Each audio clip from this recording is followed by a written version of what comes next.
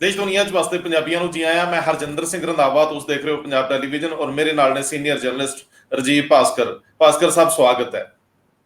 ਧੰਨਵਾਦ ਰੰਧਾਵਾ ਜੀ, ਤੁਹਾਡਾ ਵੀ ਤੇ ਸੁਣਨ ਵਾਲੇ ਸਾਰੇ ਦਰਸ਼ਕਾਂ ਦਾ, ਸਰੋਤਿਆਂ ਦਾ ਧੰਨਵਾਦ।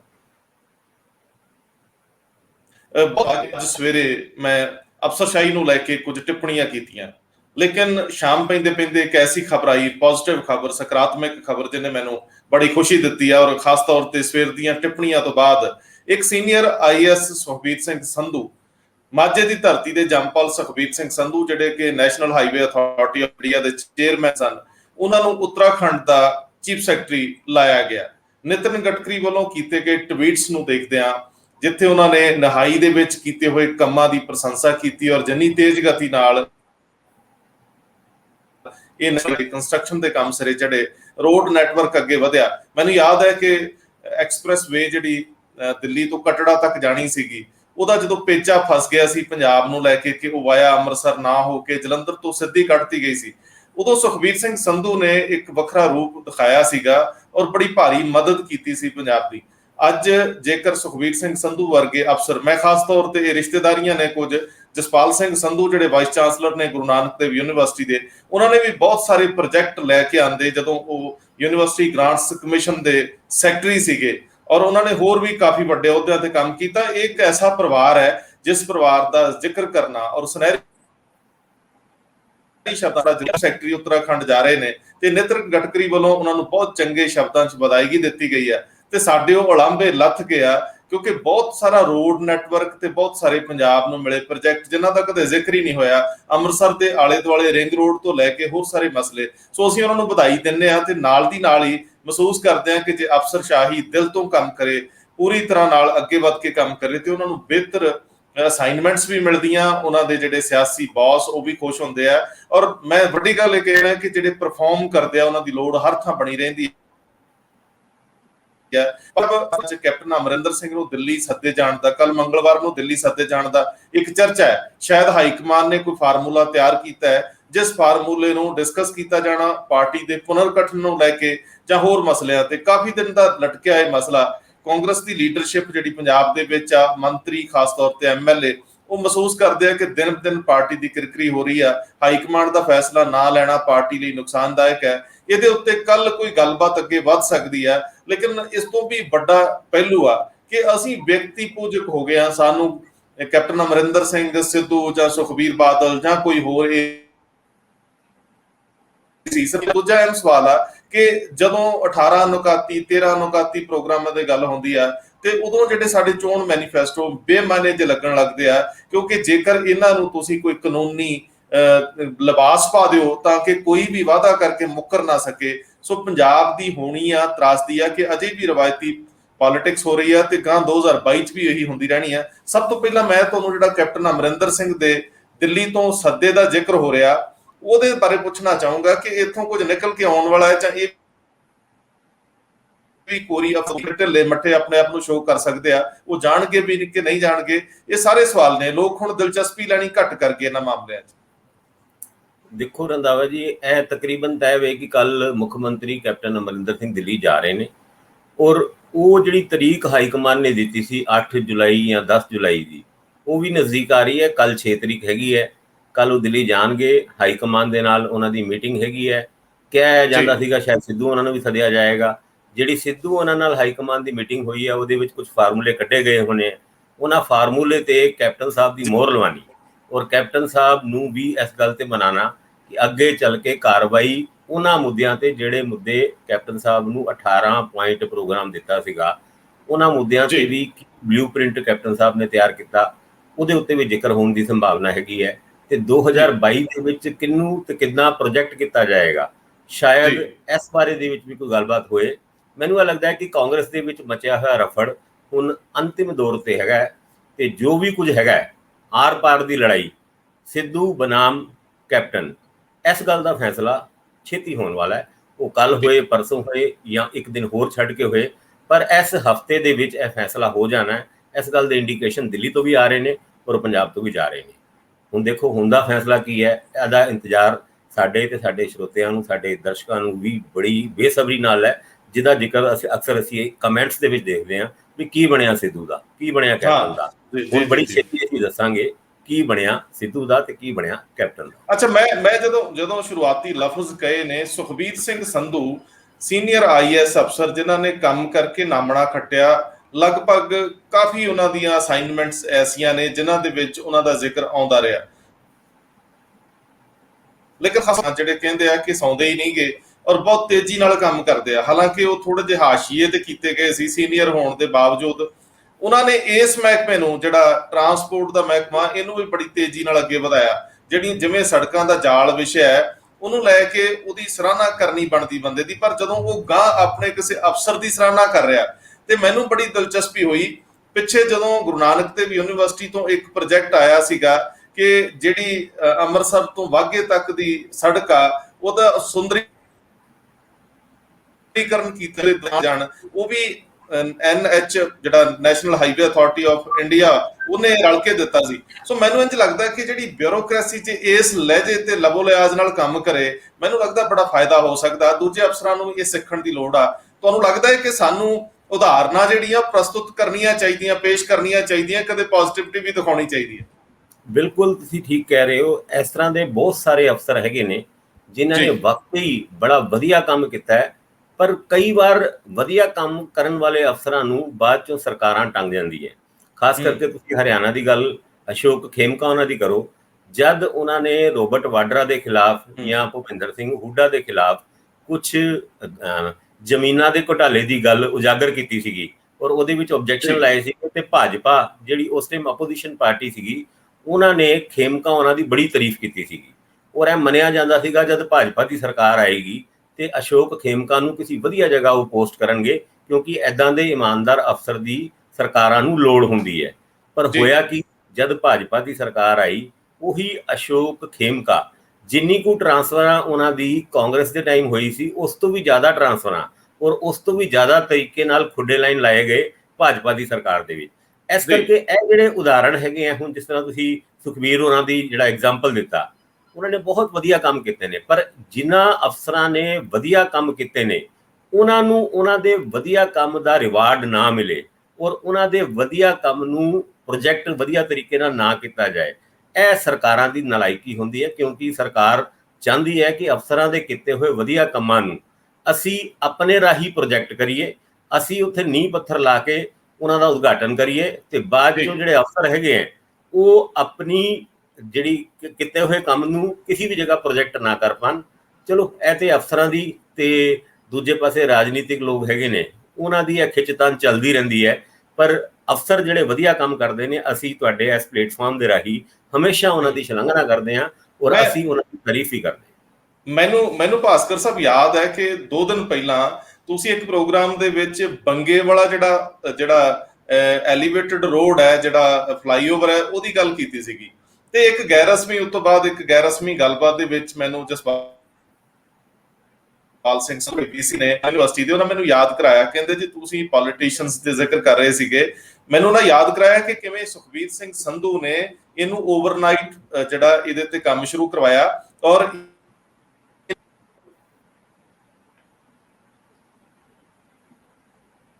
ਆਪਣੀ, ਕਿਉਂਕਿ ਬਹੁਤੇ ਕੰਮਕਾਜੀ ਲੋਕ ਚੰਡੀਗੜ੍ਹ ਤੋਂ ਅੰਮ੍ਰਿਤਸਰ ਤੱਕ ਟਰੈਵਲ ਕਰਦੇ ਆ, ਸੋ ਉਹ ਲੋਕਾਂ ਨੂੰ ਤਕਲੀਫ ਨਾ ਹੋਵੇ, ਕੰਮਕਾਜੀ ਲੋਕਾਂ ਨੂੰ ਤਕਲੀਫ ਨਾ ਹੋਵੇ, ਤੇ ਉਹ ਜਿਹੜਾ ਉਹਨਾਂ ਨੇ ਆਪਣੀ ਪੇਨ ਲੈ ਕੇ, ਸੋ ਇਹੋ ਜਿਹੀਆਂ ਬਹੁਤ ਸਾਰੀਆਂ ਉਦਾਹਰਨਾਂ ਨੇ ਮੇਰੇ ਕੋਲ। ਲੇਕਿਨ ਅਸੀਂ ਉਹਨਾਂ ਨੂੰ ਸਿਰਫ ਹੁਣ ਵਧਾਈ ਦੇਣਾ ਚਾਹਾਂਗੇ, ਉੱਤਰਾਖੰਡ ਦੇ ਵਿੱਚ ਬਤੌਰ ਚੀਫ ਸੈਕਟਰੀ ਪਹੁੰਚੇ ਨੇ। ਲੇਕਿਨ ਮੈਂ ਹੁਣ ਇਹ ਤੋਂ ਥੋੜਾ ਜਿਹਾ ਅੱਗੇ ਤੁਰੂੰਗਾ। ਪੋਲੀਟੀਸ਼ੀਅਨ ਸਾਡੇ ਜਿਹੜੇ ਆ ਉਹ ਢੰਗ ਨਾਲ ਇਹਨਾਂ ਚੀਜ਼ਾਂ ਨੂੰ ਅੱਗੇ ਨਹੀਂ ਵਧਾਉਂਦੇ। ਜੇਕਰ ਅਸੀਂ ਹੁਣ ਚੋਣ ਵਾਅਦਿਆਂ ਦੀ ਗੱਲ ਕਰਦੇ ਹਾਂ ਜਾਂ ਵਿਅਕਤੀਆਂ ਦੇ ਜਿਹੜੇ ਕਿਰਦਾਰ ਹੈ, ਹੁਣ ਬੰਦਿਆਂ ਨੂੰ ਅਸੀਂ ਪੂਜਣ ਲੱਗ ਗਏ ਸਿਆਸੀ ਤੌਰ ਤੇ ਉੱਤੋਂ ਥੱਲੇ ਤੱਕ। ਤੁਸੀਂ ਦੇਖ ਲਓ ਇਹ ਵਰਤਾਰਾ ਪੰਜਾਬ ਦੇ ਵਿੱਚ ਜ਼ਿਆਦਾ ਵੱਡਾ ਵਿਸਥਾਰ ਲੈ ਗਿਆ। ਸਾਨੂੰ ਹੁਣ ਇੱਕ ਬੰਦੇ ਦੇ ਦੁਆਲੇ ਸਾਰੀ ਗੇਮ ਲੱਗਦੀ ਹੈ ਕਿ ਜੇ ਆਮ ਆਦਮੀ ਪਾਰਟੀ ਨੂੰ ਚਿਹਰਾ ਮਿਲੂਗਾ ਤੇ ਤਾਂ ਉਹ ਅੱਗੇ ਵੱਧ ਸਕੂਗੀ, ਜੇਕਰ ਕੋਈ ਚੌਥਾ ਫਰੰਟ ਮਿਲੂਗਾ ਉਹਦਾ ਚਿਹਰਾ ਕੌਣ ਹੋਊਗਾ। ਸੋ ਕੁੱਲ ਮਿਲਾ ਕੇ ਸਾਡੀ ਜਿਹੜੀ ਆਈਡੀਓਲੋਜੀ ਆ, ਸਾਡੇ ਜਿਹੜੇ ਮੁੱਦੇ ਨੇ, ਸਾਡਾ ਜਿਹੜਾ ਏਜੰਡਾ ਹੈ, ਉਹ ਮਾਈਨਸ ਹੋ ਗਿਆ। ਜਿਹੜੀ ਕਲੈਕਟਿਵ ਲੀਡਰਸ਼ਿਪ ਦੀ ਗੱਲ ਸੀ ਉਹ ਕਿਧਰੇ ਖੂੰਜੇ ਰਹਿ ਗਈ, ਪਾਸੇ ਰਹਿ ਗਈ। ਹੁਣ ਸਿਰਫ ਵਿਅਕਤੀ ਵਿਸ਼ੇਸ਼, ਉਹਨਾਂ ਨੂੰ ਤੁਸੀਂ ਹੀਰੋ ਬਣਾ ਕੇ ਪੇਸ਼ ਕਰ ਲਓ। ਜੇ ਕੱਲ ਨੂੰ ਅੰਦਰੋਂ ਕੁਝ ਹੋਰ ਨਿਕਲ ਆਉਂਦੇ ਆ ਤੇ ਉਸ ਤੋਂ ਬਾਅਦ ਤੁਹਾਡਾ ਰੱਬ ਰਾਖਾ। ਪੰਜਾਬ ਨਾਲ ਪਿਛਲੇ 30 ਸਾਲਾਂ ਤੋਂ ਇਹੀ ਵਾਪਰ ਰਿਹਾ ਕਿ ਲੀਡਰਸ਼ਿਪ, ਜਿਹੜੀ ਵਿਅਕਤੀਗਤ ਅਪਰੋਚ ਵਾਲੀ ਲੀਡਰਸ਼ਿਪ ਹੈ, ਉਹਨਾਂ ਦੇ ਆਪਣੇ ਮਨ ਦੇ ਭਾਵ ਨੇ, ਉਹਨਾਂ ਨੇ ਐਸ਼ੋ ਇਸ਼ਰਤ ਨਾਲ ਅੱਗੇ ਵਧਣਾ ਜਾਂ ਉਹਨਾਂ ਨੇ ਲੁਕਾਈ ਲਈ ਕੁਝ ਡਿਲੀਵਰ ਕਰਨਾ ਹੈ। ਇਹ ਮੁਸ਼ਕਲ ਆ ਰਹੀ ਹੈ ਕਿ ਜਦੋਂ ਕੋਈ ਜਿੱਤ ਜਾਂਦਾ ਹੈ ਫਿਰ ਉਹ ਆਪਣੀ ਜ਼ਿੰਮੇਵਾਰੀ ਭੁੱਲ ਜਾਂਦਾ, ਲੋਕਾਂ ਵੱਲ ਪਿੱਠ ਕਰ ਲੈਂਦਾ।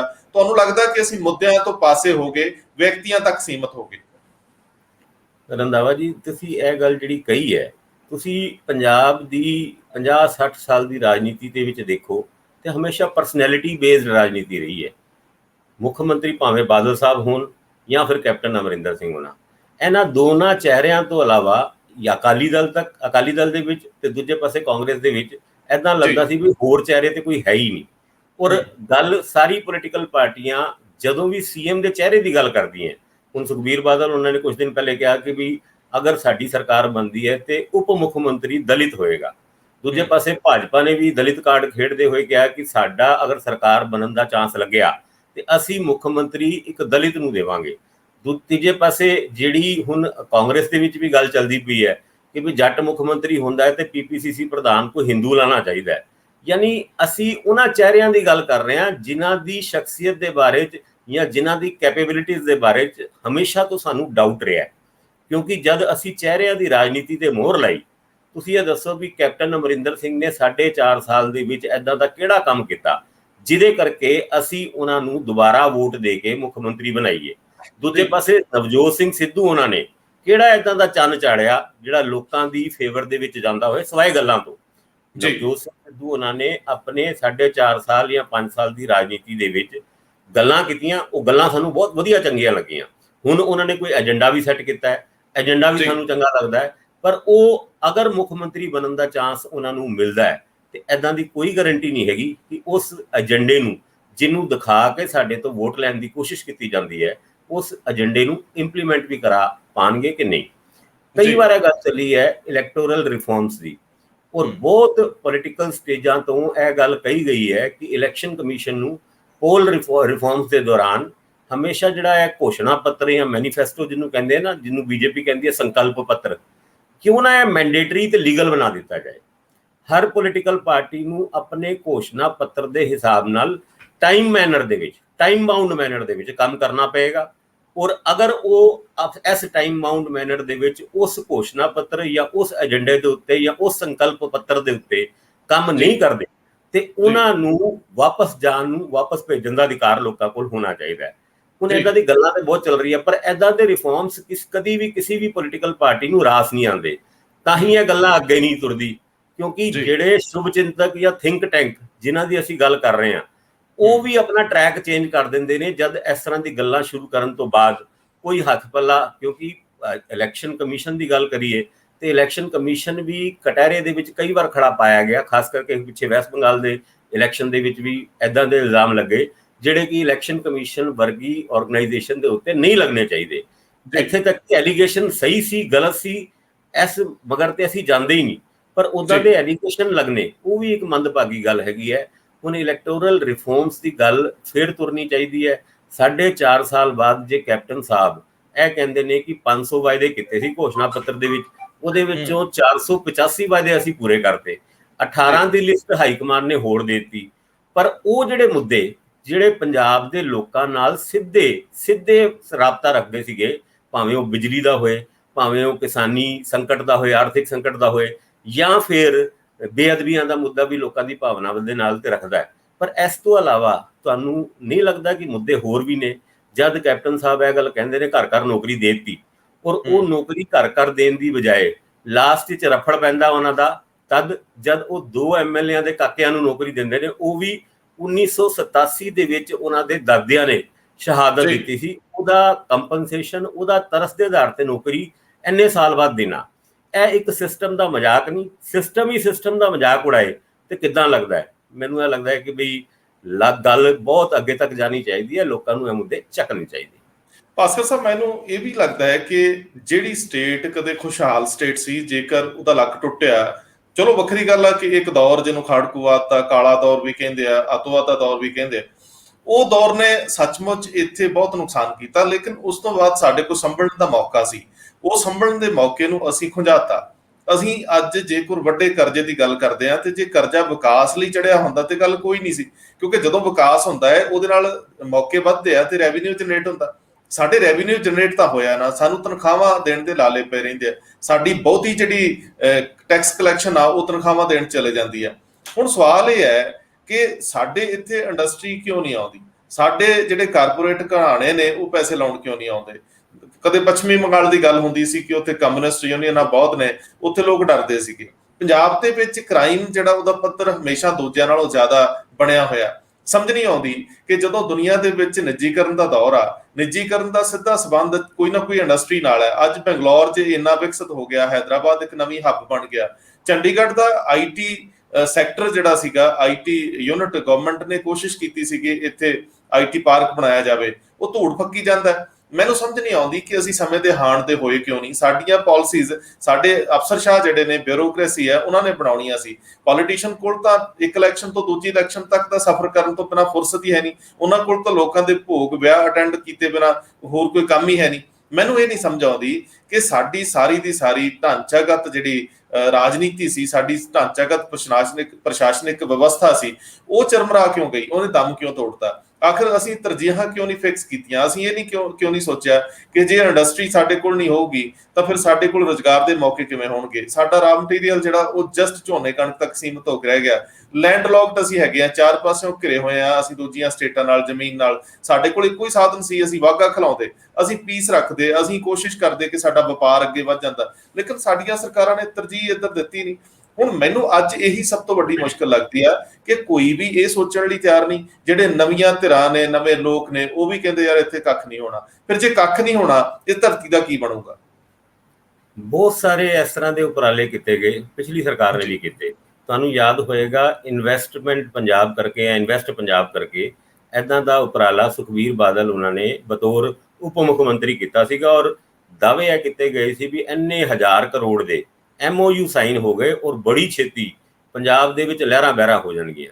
ਪਰ ਜਦੋਂ ਹੀ ਉਹ ਇਨਵੈਸਟਮੈਂਟ ਸਮਿਟ ਖਤਮ ਹੋਈ, ਉਸ ਤੋਂ ਕੁਝ ਮਹੀਨੇ ਬਾਅਦ ਹੀ ਇੱਦਾਂ ਦੀ ਖਬਰਾਂ ਆਉਣ ਲੱਗ ਗਈ ਜਿਹੜੇ ਉਹ MOU ਸਾਈਨ ਹੋਏ ਸੀ 95% ਉਹਦਾ ਵਿੱਚ ਸਿਰਫ ਕਾਗਜ਼ ਤੇ ਸਾਈਨ ਹੀ ਹੋਏ ਸੀ, ਪੰਜਾਬ ਦੇ ਵਿੱਚ ਕੋਈ ਇਨਵੈਸਟਮੈਂਟ ਨਹੀਂ ਆਈ। ਹੁਣ ਸੂਬਾ ਜਿਹੜਾ ਜਿਹਦਾ ਖਜ਼ਾਨਾ ਅਸੀਂ ਅਕਸਰ ਕਹਿੰਦੇ ਆ ਖਾਲੀ ਹੈ, ਸਾਡੇ ਵਿੱਤ ਮੰਤਰੀ ਜਿਹੜੇ ਸ਼ੇਰੋ ਸ਼ਾਇਰੀ ਦੇ ਵਿੱਚ ਕਾਫੀ ਮਸ਼ਹੂਰ ਵੀ ਹੈਗੇ ਨੇ, ਉਹ ਹਮੇਸ਼ਾ ਕਹਿੰਦੇ ਨੇ ਖਜ਼ਾਨਾ ਖਾਲੀ ਹੈ। ਹੁਣ ਖਜ਼ਾਨਾ ਭਰੂਗਾ ਕੌਣ? ਕੋਈ ਬਾਈਡਨ ਆ ਕੇ, ਕੋਈ ਬੁਸ਼ ਆ ਕੇ, ਕੋਈ ਟਰੰਪ ਆ ਕੇ ਤੇ ਖਜ਼ਾਨਾ ਭਰੂਗਾ ਨਹੀਂ। ਖਜ਼ਾਨਾ ਤੇ ਪੰਜਾਬ ਦੇ ਲੋਕਾਂ ਨੇ ਪੰਜਾਬ ਦੇ ਵਿੱਚ ਲੱਗੀ ਹੋਈ ਇੰਡਸਟਰੀ ਤੋਂ ਜਿਹੜੀ ਕਮਾਈ ਹੁੰਦੀ ਹੈ ਉਹਦੇ ਰਾਹੀਂ ਹੀ ਭਰਨਾ ਹੈ। ਤੁਸੀਂ ਉਸ ਖਾਲੀ ਖਜ਼ਾਨੇ ਦੇ ਉੱਤੇ ਕਰਜ਼ੇ ਦਾ ਬੋਝ ਦਿਨ ਪ੍ਰਤੀ ਦਿਨ ਇੰਨਾ ਪਾਈ ਜਾਂਦੇ ਹੋ ਤੇ ਉਹ ਖਜ਼ਾਨਾ ਭਰਨ ਤੋਂ ਪਹਿਲੇ ਫਿਰ ਖਾਲੀ ਹੋ ਜਾਏਗਾ। ਗੱਲ ਉਸ 85 ਕਰੋੜ ਦੀ ਵੀ ਤੁਸੀਂ ਦੇਖੋ ਜਿਹੜਾ ਅੱਤਵਾਦ ਦੇ ਟਾਈਮ ਪੰਜਾਬ ਦੇ ਉੱਤੇ ਕਰਜ਼ਾ ਚੜਿਆ ਸੀਗਾ। ਕਈ ਵਾਰ ਇਸ ਤਰ੍ਹਾਂ ਦੀ ਖਬਰਾਂ ਛਪੀ ਕਿ ਵੀ ਉਹ ਗੁਜਰਾਲ ਸਾਹਿਬ ਨੇ ਮਾਫ ਕਰਤਾ ਸੀਗਾ, ਫਿਰ ਕਿਹਾ ਵੀ ਨਹੀਂ ਮਾਫ ਨਹੀਂ ਹੋਇਆ ਸੀਗਾ। ਅੱਜ ਤੱਕ ਪੰਜਾਬ ਦੇ ਲੋਕਾਂ ਨੂੰ ਅਸਲੀਅਤ ਦਾ ਹੀ ਨਹੀਂ ਪਤਾ ਕਿ ਉਹ ਮਾਫ ਹੋਇਆ ਸੀ ਕਿ ਨਹੀਂ ਹੋਇਆ ਸੀ, ਕਿਉਂਕਿ ਉਹ ਭੰਬਲ ਭੂਸਾ ਲੋਕਾਂ ਦੇ ਵਿੱਚ ਹਜੇ ਤੱਕ ਨਹੀਂ ਪਤਾ। ਕਿਉਂਕਿ ਜਦ 2 ਲੱਖ ਫਲਾਣੇ ਇੰਨੇ ਕਰੋੜ ਦੇ ਕਰਜ਼ੇ ਦੀ ਅਸੀਂ ਗੱਲ ਕਰਦੇ ਹਾਂ, ਤਦ ਸਾਨੂੰ ਦੱਸਿਆ ਜਾਂਦਾ ਹੈ ਕਿ ਉਹ 85,000 ਕਰੋੜ ਦਾ ਵੀ ਕਰਜ਼ਾ ਇਹਦੇ ਵਿੱਚ ਇਨਕਲੂਡ ਹੈਗਾ। ਹੁਣ ਇਨਵੈਸਟਮੈਂਟ ਸਮਿਟ ਦੀ ਗੱਲ ਕਰਨਾ, ਐਕਚੁਅਲ ਦੇ ਵਿੱਚ ਕੁਛ ਨਾ ਹੋਣਾ, ਤੇ ਉਸ ਤੋਂ ਬਾਅਦ ਪੰਜਾਬ ਦੀ ਗੱਲ ਪਿਛਲੀ ਸਰਕਾਰਾਂ ਦੇ ਵਿੱਚ ਇਹ ਕਾਂਗਰਸ ਦੀ ਜਿਹੜੀ ਆਪੋਜੀਸ਼ਨ ਵਿੱਚ ਹੁੰਦੀ ਸੀ ਉਸ ਟਾਈਮ, ਅਕਾਲੀ ਦਲ ਦੇ ਉੱਤੇ ਸਭ ਤੋਂ ਵੱਡਾ ਇਲਜ਼ਾਮ ਇੱਕ ਇਹ ਲੱਗਿਆ ਸੀਗਾ ਕਿ ਉਹਨਾਂ ਨੇ ਤਕਰੀਬਨ ਸਾਰੇ ਕੁਮਾਊ ਡਿਪਾਰਟਮੈਂਟ ਤੇ ਜਿੰਨੀ ਵੀ ਸਰਕਾਰੀ ਪ੍ਰਾਪਰਟੀਆਂ ਸੀਗੀ ਉਹਨਾਂ ਨੂੰ ਗਿਰਵੀ ਰੱਖ ਕੇ, ਬੈਂਕਾਂ ਦੇ ਵਿੱਚ ਗਿਰਵੀ ਰੱਖ ਕੇ ਲੋਨ ਲੈ ਕੇ ਉਹਦੇ ਨਾਲ ਆਪਣੀ ਤਨਖਾਹਾਂ ਦਾ ਜਾਂ ਹੋਰ ਜ਼ਰੂਰੀ ਖਰਚਾ ਚਲਾਇਆ ਸੀਗਾ। ਉਸ ਮੁੱਦੇ ਨੂੰ 4.5 ਸਾਲ ਪੰਜਾਬ ਵਿੱਚ ਕਾਂਗਰਸ ਦੀ ਸਰਕਾਰ ਨੂੰ ਹੋ ਗਏ। ਇਸ ਮੁੱਦੇ ਨੂੰ ਕਦੇ ਸੁਣਿਆ ਕਿ ਉਹਨਾਂ ਪ੍ਰਾਪਰਟੀਆਂ ਦਾ, ਜਿਨ੍ਹਾਂ ਪ੍ਰਾਪਰਟੀਆਂ ਨੂੰ ਰੱਖ ਕੇ ਅਸੀਂ ਬੈਂਕਾਂ ਤੋਂ ਜਾਂ ਹੋਰ ਜਿਹੜੇ ਫਾਈਨੈਂਸ ਕੰਪਨੀਜ਼ ਹੈਗੀਆਂ ਉੱਥੋਂ ਲੋਨ ਲਿੱਤਾ ਸੀਗਾ, ਕਿ ਅਸੀਂ ਉਹਨਾਂ ਨੂੰ ਛੁਡਾ ਪਾਏ? ਕੋਈ ਇਹਦਾ ਕੱਚਾ ਚਿੱਠਾ, ਕੋਈ ਵਾਈਟ ਪੇਪਰ ਕਿ ਕਿੰਨੇ ਕਰੋੜਾਂ ਦੀ ਪ੍ਰਾਪਰਟੀ ਪੰਜਾਬ ਦੀ ਗਹਿਣੇ ਪਈ ਹੋਈ ਹੈ? ਤੁਹਾਨੂੰ ਯਾਦ ਹੋਏਗਾ, ਤੁਸੀਂ ਵੀ ਪਿੰਡਾਂ ਦੇ ਵਿੱਚ ਰਹਿੰਦੇ ਹੋ, ਪਿੰਡਾਂ ਦੇ ਵਿੱਚ ਜੇ ਤੁਹਾਡੀ ਕੋਈ ਪ੍ਰਾਪਰਟੀ ਗਹਿਣੇ ਰੱਖੀ ਹੋਏ ਤੇ ਰਾਤੀ ਨੀਂਦਰ ਨਹੀਂ ਆਉਂਦੀ। ਤੇ ਸਾਡੇ ਇੱਥੇ ਤੇ ਨੀਂਦਰ ਦੀ ਕੋਈ ਘਾਟ ਹੀ ਨਹੀਂ, ਕੋਈ ਪਰਵਾਹ ਹੀ ਨਹੀਂ ਕਿ ਕਿੰਨੀ ਪ੍ਰਾਪਰਟੀ ਸਾਡੀ ਕਿੱਥੇ ਕਿੱਥੇ ਰੱਖੀ ਹੋਈ ਹੈ। ਇਹ ਮੁੱਖ ਮੰਤਰੀ ਨੂੰ ਆਪ ਨਹੀਂ ਪਤਾ ਹੋਣਾ ਚਾਹੀਦਾ, ਪਤਾ ਨਹੀਂ ਹੋਏਗਾ। ਔਰ ਜਿੰਨੇ ਵੀ ਸਾਲਾਂ ਦੇ ਵਿੱਚ ਜੋ ਵੀ ਪ੍ਰਾਪਰਟੀ ਰੱਖੀ ਹੈ, ਜੇ ਉਹਨੂੰ ਛੁਡਾਇਆ ਜਾ ਸਕਦਾ ਹੈ, ਜੇ ਉਸ ਪ੍ਰਾਪਰਟੀ ਦੇ ਰਾਹੀਂ ਇਨਕਮ ਜਨਰੇਟ ਕੀਤੀ ਜਾ ਸਕਦੀ ਹੈ, ਤੇ ਕਿਉਂ ਨਹੀਂ ਛੁਡਾਉਣਾ ਚਾਹੀਦਾ ਉਹਨੂੰ? ਮਤਲਬ ਗੱਲ ਤੇ ਕਰਨ ਵਾਲੀ ਬਹੁਤ ਸਾਰੀ ਹੈਗੀ ਹੈ।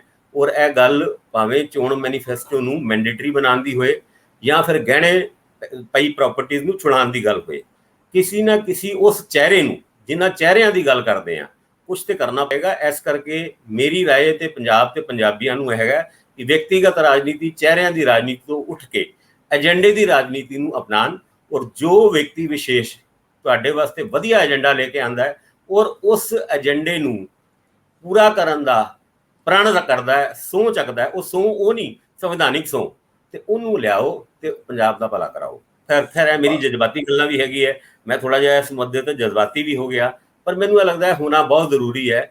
ਕਦ ਤੱਕ ਅਸੀਂ ਉਹਨਾਂ ਮੁੱਦਿਆਂ ਦੇ ਵਿੱਚ ਘਿਰਿਆ ਰਹੇਂਗੇ ਜਿਹਦੇ ਵਿੱਚ ਇੱਕ ਆਮ ਆਦਮੀ ਦਾ ਬਹੁਤਾ ਕੋਈ ਸਰੋਕਾਰ ਹੈ ਨਹੀਂ, ਕਿਉਂਕਿ ਗਲਤੀਆਂ ਤੁਸੀਂ ਕੀਤੀ, ਉਹਨਾਂ ਗਲਤੀਆਂ ਨੂੰ ਜਦੋਂ ਮੁੱਦਾ ਬਣਾਇਆ ਗਿਆ ਤੇ ਤੁਸੀਂ ਦਾएं ਬਾएं ਤੋਂ ਭੱਜਣ ਦੀ ਕੋਸ਼ਿਸ਼ ਕਰਦੇ ਹੋ। ਇਹ ਹੁਣ ਬਹੁਤ ਸਾਲ ਤੱਕ ਨਹੀਂ ਚੱਲਣਾ ਚਾਹੀਦਾ। ਲੋਕਾਂ ਨੂੰ ਜਾਗਣਾ ਪਏਗਾ, ਲੋਕਾਂ ਨੂੰ ਉਹ ਲੀਡਰ ਚੁਣਨਾ ਪਏਗਾ ਜੋ ਵਾਕਈ ਗਲਤੀਆਂ ਕਰ ਰਹੀ, ਆਪਣੀ ਗਲਤੀ ਮੰਨ ਕੇ ਉਹ ਗਏ ਵਾਲੀ ਗੱਲ ਹੋਣੀ ਚਾਹੀਦੀ ਹੈ। ਇਹ ਨਹੀਂ ਕਿ ਵੀ ਤੁਸੀਂ ਹੁਣ 2022 ਦੀ ਇਲੈਕਸ਼ਨ ਵੀ ਲੜੋਗੇ ਕਿਉਂਕਿ ਤੁਸੀਂ ਪੰਜਾਬ ਦਾ ਭਲਾ ਨਹੀਂ ਕਰ ਪਾਏ। ਇਸ ਗੱਲ ਦਾ ਖੁਲਾਸਾ ਕੈਪਟਨ ਸਾਹਿਬ ਨੇ 3 ਮਹੀਨੇ ਬਾਅਦ ਕਰਤਾ ਸੀ। ਜੇ 5 ਸਾਲ ਬਾਅਦ ਮੈਨੂੰ ਲੱਗਿਆ ਕਿ ਮੈਂ ਪੰਜਾਬ ਦਾ ਉਹ ਭਲਾ ਨਹੀਂ ਕਰ ਪਾਇਆ ਤੇ ਫਿਰ ਮੈਂ ਇਲੈਕਸ਼ਨ ਦੁਬਾਰਾ ਲੜੂੰਗਾ, ਕਿਉਂਕਿ ਉਹਨਾਂ ਨੇ ਇਲੈਕਸ਼ਨ ਲੜਨ ਦਾ ਐਕਸਕਿਊਜ਼ ਵੀ ਬੜਾ ਵਧੀਆ ਦਿੱਤਾ ਸੀ। 5 ਸਾਲ ਬਾਅਦ ਅਗਰ ਪੰਜਾਬ ਦਾ ਭਲਾ ਨਹੀਂ ਕਰ ਪਾਇਆ ਤੇ ਮੈਂ ਦੁਬਾਰਾ ਇਲੈਕਸ਼ਨ ਲੜੂੰਗਾ। ਭਲਾ ਕਰਨ ਦੀ ਨੀਅਤ ਹੀ ਨਹੀਂ ਸੀ ਤੇ ਭਲਾ ਕਰਦੇ ਕਿੱਦਾਂ? ਜੇ ਨੀਅਤ ਹੁੰਦੀ ਤੇ ਸ਼ਾਇਦ ਅੱਜ ਇਸ ਤਰ੍ਹਾਂ ਦੀ ਸਥਿਤੀ ਤੋਂ ਪੰਜਾਬ ਵਿੱਚ ਨੂੰ ਨਹੀਂ ਗੁਜ਼ਰਨਾ ਪੈਂਦਾ ਕਿ ਅੱਜ ਅਸੀਂ ਉਹਨਾਂ ਮੁੱਦਿਆਂ ਤੇ ਖੜੇ ਹਾਂ ਜਿਨ੍ਹਾਂ ਮੁੱਦਿਆਂ ਪੰਜਾਬ ਸਰਕਾਰ ਕਲੇਮ ਕਰਦੀ ਹੈ ਵੀ ਇਹ 485 ਵਾਅਦੇ ਪੂਰੇ ਕਰਦੇ। ਭਾਸਕਰ ਸਾਹਿਬ, ਤੁਹਾਡਾ ਜਜ਼ਬਾਤੀ ਹੋਣਾ ਜਾਇਜ਼ ਆ ਔਰ ਇਹ ਸਾਰੇ ਪੰਜਾਬੀਆਂ ਦਾ ਦਰਦ ਹੈ, ਲੇਕਿਨ ਮੈਂ ਤਾਂ ਕਈ ਵਾਰੀ ਸੋਚਦਾ ਹੁੰਦਾ ਹੈ ਕਿ ਸਾਡੇ ਪੋਲੀਟੀਸ਼ੀਅਨਸ ਉਹ ਸਾਰੇ ਬਿਜ਼ਨਸ ਦੇ ਵਿੱਚ ਹੈਗੇ ਆ ਜਿਹੜੇ ਬਿਜ਼ਨਸ ਪ੍ਰੋਫਿਟ ਦਾ ਧੰਦਾ ਜਿਹੜਾ ਕਰਦੇ ਆ। ਜਦੋਂ ਅਸੀਂ ਦੇਖਦੇ ਆ ਉਹ ਭਾਵੇਂ ਟਰਾਂਸਪੋਰਟ ਹੈ, ਉਹ ਕੇਬਲ ਆ, ਉਹ ਸੈਂਡ ਮਾਫੀਆ ਦੀ ਗੱਲ ਆਉਂਦੀ ਹੈ ਜਾਂ ਲਿਕਰ, ਖਾਸ ਤੌਰ ਤੇ ਤੁਸੀਂ ਕਿਸੇ ਪਾਸੇ ਵੀ ਝਾਤੀ ਮਾਰ ਲਓ, ਡਾਢੇ ਲੋਕ ਉਹਨਾਂ ਬਿਜ਼ਨਸਿਸ ਦੇ ਵਿੱਚ ਸ਼ਾਮਲ ਨੇ ਤੇ ਇਹ ਆਖਰ ਬਿਜ਼ਨਸ ਉਹ ਘਾਟੇ 'ਚ ਵੀ ਨਹੀਂ ਜਾਂਦੇ। ਜੇ ਘਾਟਾ ਕਿਤੇ ਪੈ ਵੀ ਜਾਵੇ ਤੇ ਉਹ ਸਰਕਾਰਾਂ ਮੁੜ ਕੇ ਉਹਨੂੰ ਝੇਲਦੀਆਂ ਨੇ। ਲੋਕਾਂ ਦਾ ਜਿਹੜਾ ਉਹ ਬੋਝ ਲੋਕਾਂ ਤੇ ਪੈਂਦਾ ਰਹਿੰਦਾ ਲਗਾਤਾਰ। ਸੋ ਜਦੋਂ ਪੋਲੀਟੀਸ਼ੀਅਨ ਹਮੇਸ਼ਾ ਸੱਤਾ 'ਚ ਆਉਣ ਤੋਂ ਬਾਅਦ ਲਾਹੇਵੰਦ ਬਿਜ਼ਨਸ ਹੱਥ 'ਚ ਲੈ ਲੈਣਗੇ ਜਾਂ ਕਬਜ਼ਾ ਲੈਣਗੇ ਤਾਂ ਸਟੇਟ ਦਾ ਮਰਨਾ ਲਾਜ਼ਮ ਹੁੰਦਾ। ਮੈਨੂੰ ਨਹੀਂ ਸਮਝ ਆਉਂਦੀ ਕਿ ਇਹ ਜਿਹੜੇ ਰਾਏ ਅਸੀਂ ਜਿਹੜੇ ਰੋੜੇ ਪੈ ਗਏ ਆ, ਇੱਥੇ ਕੌਣ ਬੰਨਾ ਲਾਊਗਾ? ਲੱਗਦਾ ਨਹੀਂ, ਔਖਾ ਹੈ, ਲੇਕਿਨ ਫਿਰ ਵੀ ਕਦੇ ਉਮੀਦ ਛੱਡਣੀ ਨਹੀਂ ਚਾਹੀਦੀ। 2022 ਸਿਰ ਤੇ ਮਾਰੋ ਮਾਰ ਕਰਦਾ ਚੜਿਆ ਆਉਂਦਾ। 2022 ਲਈ ਵੀ ਅਜੇ ਲੋਕ ਤਿਆਰ ਨਹੀਂ ਹੋਏ। ਅਜੇ ਉਹੀ ਰਵਾਇਤੀ 3 ਧਿਰਾਂ ਫਿਰ ਪੱਟਾਂ ਨੂੰ ਤੇਲ ਲਾਈ ਫਿਰਦੀਆਂ। ਮੈਨੂੰ ਇਹ ਸਮਝ ਨਹੀਂ ਆਈ ਕਿ ਪੰਜਾਬੀ ਜਿਹੜੇ ਸੁਹਿਰਦ ਨੇ, ਉਹ ਪੰਜਾਬੀ ਜਿਹੜੇ ਜਾਗਰੂਕ ਨੇ, ਉਹ ਇਸ ਪਿੜ ਦੇ ਵਿੱਚ ਕਿਉਂ ਨਹੀਂ ਕੁੱਦਦੇ? ਉਹ ਕਿਉਂ ਨਹੀਂ ਆਣ ਕੇ ਇਹਨੂੰ ਬਦਲਣ ਲਈ ਕੋਈ ਤਰੱਦਦ ਕਰਦੇ? ਉਹ ਕਿਉਂ ਨਹੀਂ ਆਪਣੀ ਗੱਲ ਲੋਕਾਂ 'ਚ ਲੈ ਕੇ ਜਾਂਦੇ? ਆਖਰ ਅਸੀਂ ਕਿੰਨੀ ਦੇਰ ਹੋਣੀ ਦੇ ਹੱਥ 'ਚ ਰਵਾਂਗੇ? ਕਿੰਨੀ ਦੇਰ ਅਸੀਂ ਹੋ ਪਰੇ ਕਰਾਂਗੇ ਕਿ ਸਾਡਾ ਕੁਝ ਨਹੀਂ ਬਣਨਾ, ਸਾਡਾ ਕੁਝ ਹੋਣ ਵਾਲਾ ਨਹੀਂ? ਅਸੀਂ ਦੂਜਿਆਂ ਦੇ ਹੱਥ ਆਪਣਾ ਸਿਰ ਫੜਾ ਲੈਂਦੇ ਆ ਤੇ ਬਾਅਦ ਦੇ ਵਿੱਚ ਮੱਥੇ ਤੇ ਹੱਥ ਮਾਰਦੇ ਰਹਿੰਦੇ ਆ। ਭਾਸਕਰ ਸਾਹਿਬ, ਬਹੁਤ ਮਿਹਰਬਾਨੀ। ਇਹ ਜਜ਼ਬਾਤ ਸੱਚਮੁੱਚ ਸਾਡੇ ਨਿੱਜੀ ਨੇ, ਇਹਨਾਂ ਦਾ ਬਹੁਤਾ ਸਰੋਕਾਰ ਲੋਕਾਂ ਨਾਲ ਨਹੀਂਗਾ, ਲੇਕਿਨ ਖੈਰ ਜਦੋਂ ਗੱਲ ਕਰਨੀ ਆ ਤਾਂ ਗੱਲ ਕਰਨੀ ਬਣਦੀ ਹੈ। ਮਿਹਰਬਾਨੀ। ਧੰਨਵਾਦ।